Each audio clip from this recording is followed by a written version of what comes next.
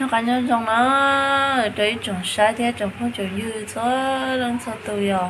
nó chơi cái này tú á cô lộ rồi trời này nó xem có biết nữa đâu có nó nói tiền này cho chỉ lâu chỉ biết nó mới để vào chơi này tụi mình xài lo chơi này tụi mình xài tiền cả này tú bán nữa qua trời không biết nó trong một hậu đâu có tiền bé mua bây giờ vô chơi ấy chỉ bé có tô ón nó ấy ở chơi thôi bé tô ón nó chơi bé rồi mới cho bắt xa ở cho là hậu cho có biết nó cho mình nhiều dầu nó giờ ok chị ta xin nói thì bây giờ chỉ cho sai cái này tú ơi cháu chứ nhớ cho họ nó chị à ta xuân chị nó mua cho em on há Singapore chicken này nó giờ on há chị hay lô nó giờ chị bán có cháu của giờ on há thì ok chị tạm thôi chị bán nào nữa mua on lô giờ đó xíu giờ xí lúc khang này thì bán để nó cho lần đầu nữa nè chị lúc khang thì bán nó chị tiền lần đầu lấy tạm thôi cầu gì lý giờ chị xíu khang thì bán để nó cho lần đầu phước họ tiền đây thì chị cũng cố tiền nó ok để xin nói thì tụi mình xài cũng muốn đua cái trâu nè đó cả đứa thó mó tụi nó chỉ tụi mình xài cũng xí tụi này đo bén nó bênตัวสวยnhỏ chỉ mó cái món lúa này thử hơn chơi cho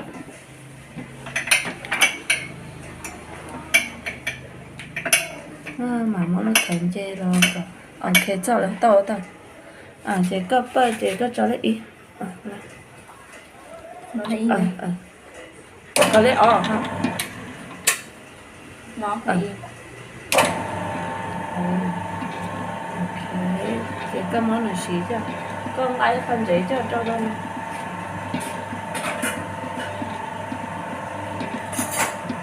có chúng nó nhập bán cho xí đo đi nó có nhập bán về tiền xí thử cho cái mà gì đây đó để khỏi tròn rồi nét còn là nó không chế đó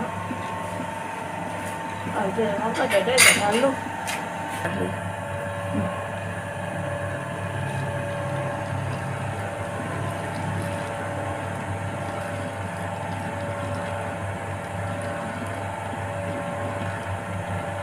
nó thì cho lấy ý không cho lấy ý chị bán theo chị sợ chồng á chị mà lý cho đây cú nó là một trò nó chị mà cho tụi nó mà khối rồi biết không chơi cho bán rồi bé cũng muốn cho bán cho lo lồ chưa ôi rồi sợ nó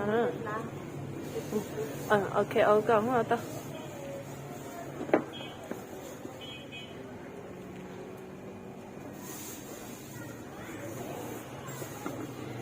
rồi từ cái nếu cô là mua trời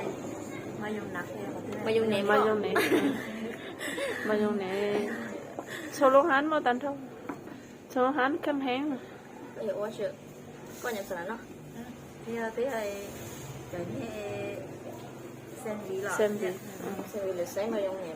nhé nó trên này thì in hắn chơi tao nó chơi cha bé cho cho mà dùng nè thì có cái thì thường thì tí khi hắn chỉ cho trộn thì tao nói cho trộn tự ho lộc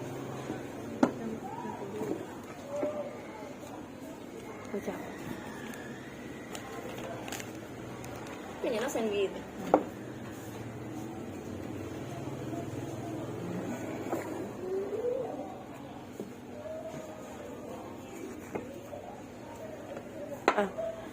sao qua chắc có trái về này tôi được có tuổi cái lấy nó trời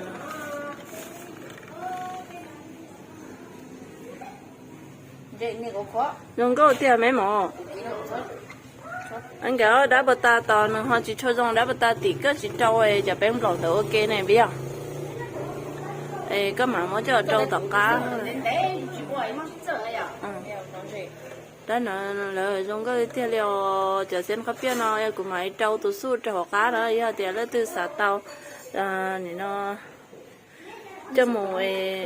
mua là giờ nó tên nói giờ này sắm mà tàu tận thằng nó ý chỉ để bé nói cha nó cũng mà review rồi bé sai tiền cho xem nó nhiều nung vào đi cha nó ok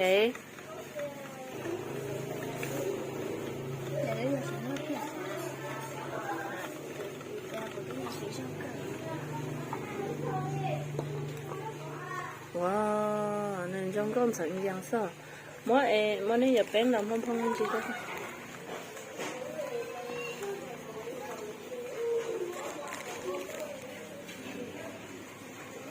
cái gì đó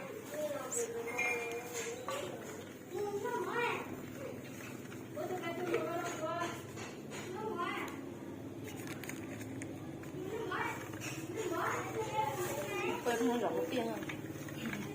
có xong gần đây em thấy còn nữa thế đấy nữa nhá mình giờ nữa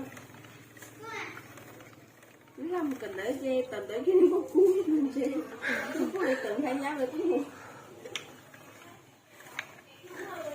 mà chẳng thấy gì ta nè thế lâu hay chụp bóng nè thế lấy tận tại nè họ chờ lâu lấy chỉ tới hay thế họ cũng không chịu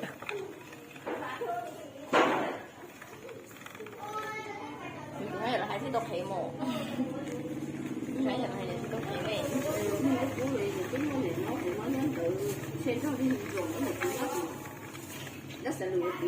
thật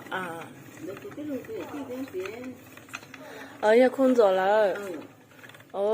tao có chữ cố chỉ hai cái khơi này đó cô rồi cho bố mì nên không rồi này nó gọi là tới trong cái啥哎呦，喂，做主给毛去大门做给毛健身的要有呢。做那个有时候我都用得了有路呢。哎，这只有路有哎，路家欧呢。我用个我爱你老友。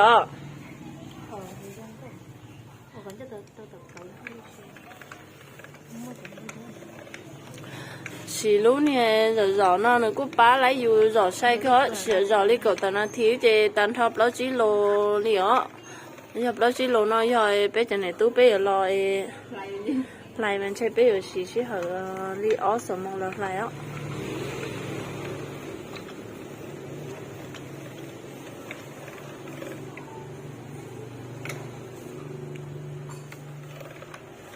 nhưng mà không lấy cũng đâu à khó biết nó chơi đầu theo ya ai lo ya cái bò gì mua về tới lại để tôi mua chuyện bò đi không biết gì tuần đó cái gì thôi tia bé má má ấy cả giờ tôi cái là hồ bé pli thế sao ý chạy này qua nó gì bé mà nó ngay này cho lượng mua cho bé mày nó gọi bé pli này nè nó cái từ quá to đợi làm phong nó tia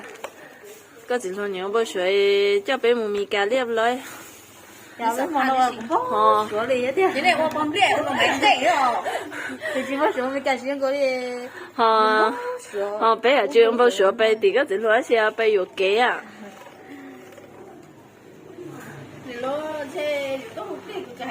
thôi nó mạnh tuổi bấm lẹ bao sửa bấm lẹ tuổi là mạnh thế đó là tao bấm lẹ sửa là mạnh thế bự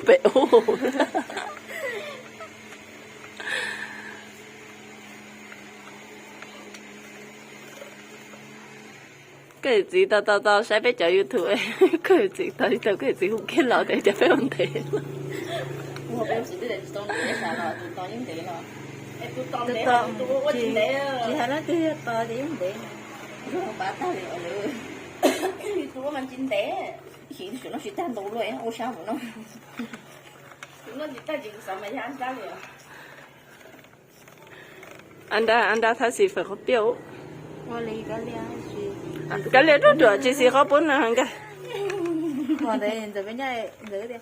có bốn nó có mía, nó cái ông mía lo ra nhẫn. Lần trước thì có mía rồi chả na hai, trong đây có bốn nó chèo được cái anh sẽ được sao được cái đó vậy? Thế nên chơi chỉ bảo được có mía hết chứ à? Tao nó chỉ bảo bêm mà. Đó là mày cắt thì xíu, mày cắt à? Anh cắt lê được không? Cắt lê nó mới là cắt lê chỉ thì xíu. Cô về bé ô lê chỉ trâu lô nó thì cô chỉ khám đi nó thì cô thay cả tan thầu sẽ ở bé giỏ nó thì nó nhỏ rồi sao cho clip giỏ tiếp theo nó có lấy lời cho chính là thì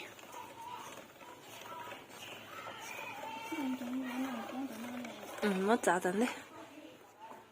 ý là để bé lúc không là nói gì chỉ tông mà sẽ làm món nữa nhưng mà bé muốn làm được chế bé hay rồi có chỉ lâu không à chỉ lâu mà ôi ít lúc ấy thằng đông rồi nè mấy mỏ bé cái đấy lụa nhở bé tống cả là bé cái mà giờ nên nón đỡ cho lo hẳn cho ấy yêu thế chứ lại ở bé lên tuổi nữa mấy thằng ui tao bé nó ui lúc tắm tối lên cao lên đây nhở ý là chị sao tao chú kia chị tao lấy số à ý tụi tao lúc cũng phải chết tao để chết chết ôi yo lúc này nói của cháu sư phụ chan lỡ sao tôi bố của họ cái gì cho một chỗ đây à ô rung có bữa nó ăn chuyện à anh kìa wow tụi nó ý là tụi này nó đó nó là nửa tháng sáu thế à cho một lúc party mấy mấy đứa nửa phó kia cho nửa phó lúc với đi xong có mà nó là từ sáng nó sang tàu hết á sang bên một tàu à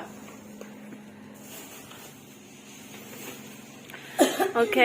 bé mà xin chỉ đua nhớ đâu lừa đầy clip vào chị sẽ từ tống cả order cơ